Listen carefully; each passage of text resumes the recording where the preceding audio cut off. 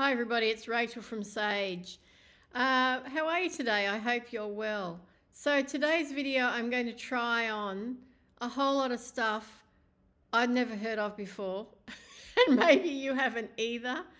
And yeah, so I'm doing it so you don't have to. Let's get into it. I think some of this stuff is quite old to the market. The NYX Angel Veil Primer is like a traditional silicone primer. So yeah, it goes on with that sort of blurring feel and effect to it. You can see it's already doing that. It's sort of mattifying as well. I think it's still available. It's not fragrance. It's, one of those sort of early to 2020 products. And NYX do make good primers. Their electrolyte one I really love, the yellow one. That's a great one. I've finally tinted my brows. They're looking much better for it. And I did wax a little bit as well, so they're pretty good. I'm not going to really worry about styling gel on them today, and I've already primed my lids. No one talks about Pat McGrath Labs much these days, do they? I have Mothership too, and I've had it for a long time. And I mean, the bulkiness of the packaging and all of that is kind of crazy, but it is incredibly beautiful. And I could never declutter this. Even if someone said you have to, I'd go, sorry, I'm not decluttering that, because it is so beautiful. I love it. All right, so I'm just going to do a quick eye look with this and yeah, get on with the rest of the products.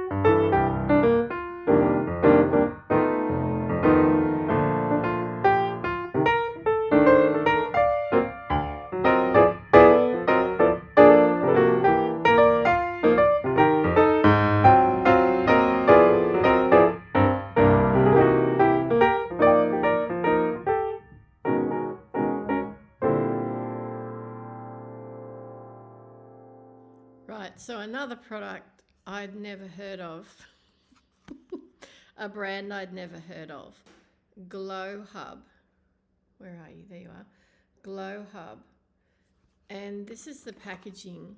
Mine came kind of a bit crusty looking, didn't it? Anyway, it's a highlighter skincare-y type thing, but it's not as liquid as the e.l.f. one. So it's quite pasty and it smells very unusual. It's got some skincare ingredients in it that are a little bit questionable, and I suspect that's why it was on the discount website that I got it from. It's got retinol in it, which I found very strange. I don't know that I'm going to keep this. It's very pasty.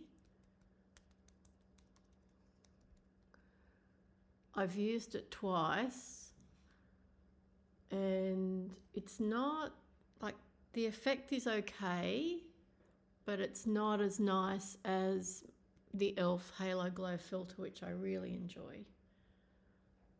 So you can't even see it on the tip of my nose.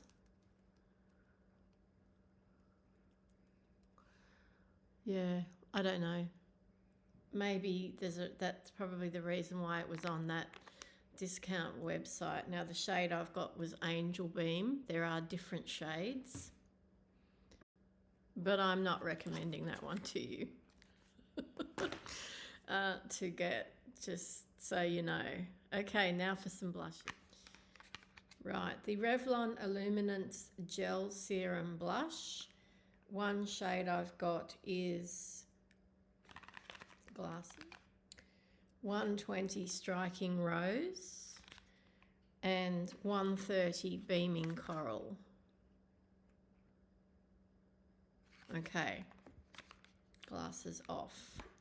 Now, let's see if these actually do anything. I'm going to put the Beaming Coral on the lower part of my cheeks. Now you think that will like have some payoff, yeah? Because look at the way it's gone on. But let's just tap it in and see what happens.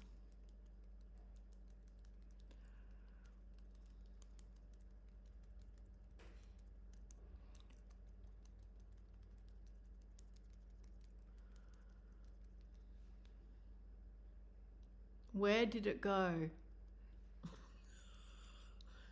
Where did it go?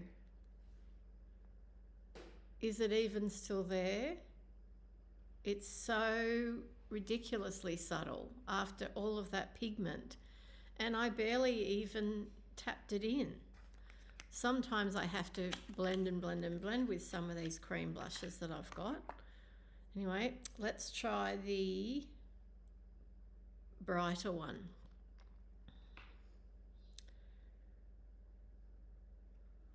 Like, that's super bright, isn't it? Okay, let's put it up here.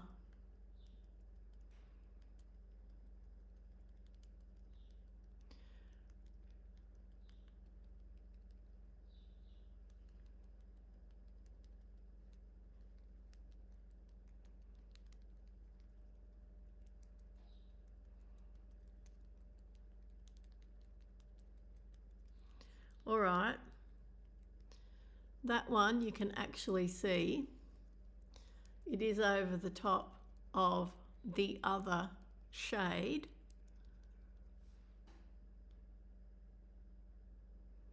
But you can see it. I like to take blush up to there.